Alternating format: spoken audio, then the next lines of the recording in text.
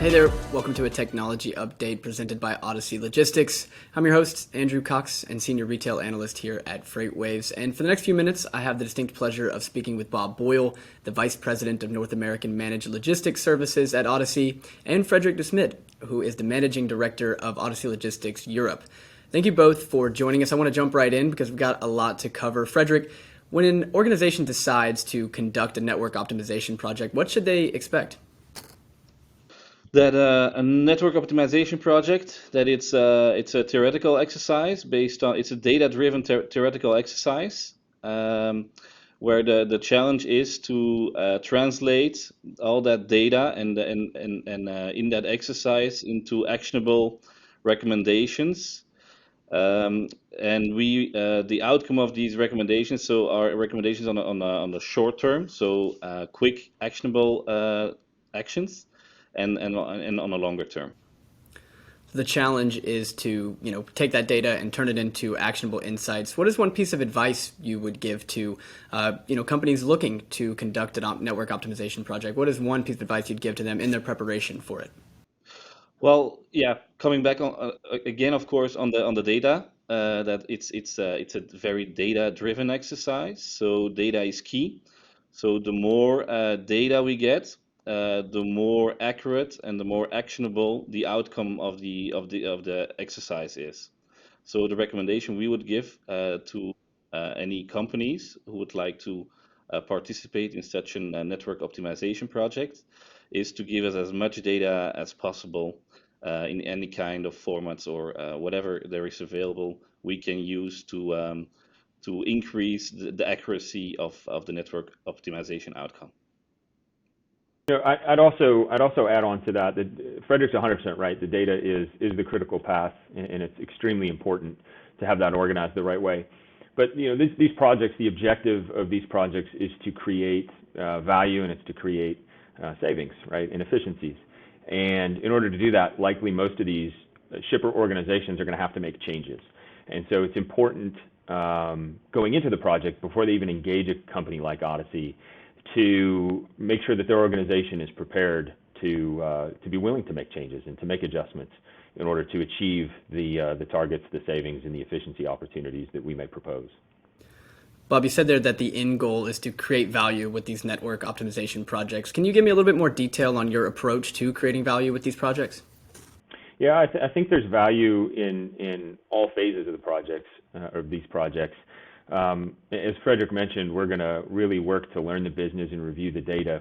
And a lot of times that's going to expose process or efficiency gaps that may exist between regions within a shipper organization or even shipping sites. And so there's certainly opportunity for efficiency process gains to be had. But we're also working really hard to create, as Frederik mentioned, actionable and recommendations that can be quickly implemented. And so the ROI on this is clearly the target, and creating a phased approach to that. What's possible in the near term, what's possible in an interim period, and what's possible long term with maybe more significant changes. So creating that profile for the customer. And finally, the concept of data organization. So if we're getting a lot of data that's disparate and not congruent, and there's gaps in it, this really creates a data model for these shippers going forward. And if they can subscribe to this best practice, they're going to be in really good shape moving forward. So Bob, a lot of good detail there on what goes into these network optimization projects. But Frederik, can you give me a little quantitative data here? Can you give us some results of maybe one of the recent network optimization projects you guys have undertaken? Sure. Sure. One of the most recent network optimization projects was a global study involving all modes, all regions, with a total freight spend of approximately $1 billion. And the total number identified as recommendations or opportunities was 60 million US dollars. So that's a significant savings. Bob, can you speak a little bit to what went into that project? What were some of the recommendations that were made? Yeah, there's with these types of projects, and this, as Frederik mentioned, is a global project, and so we're putting parts of the organization, the shipper organization together that had not spoken before. And so when we speak about efficiency opportunities, that we were able to really shine a light on some opportunities for them to just take advantage of maybe some better processes, as well as implement some of these solutions that we came up with.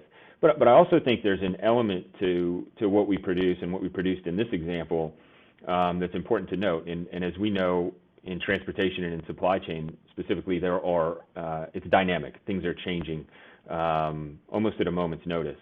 And what we produce in our network optimization studies is something that lives on evergreen digitally.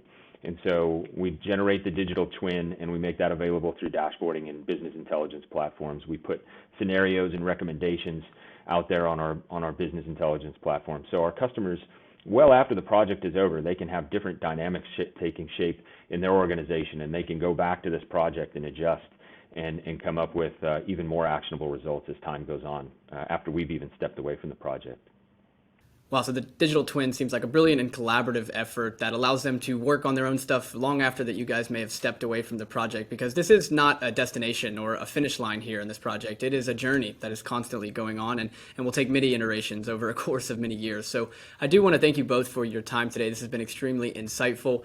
Everyone that is listening, stay tuned for more technology updates and more updates in general from Odyssey Logistics right here on FreightWaves.com.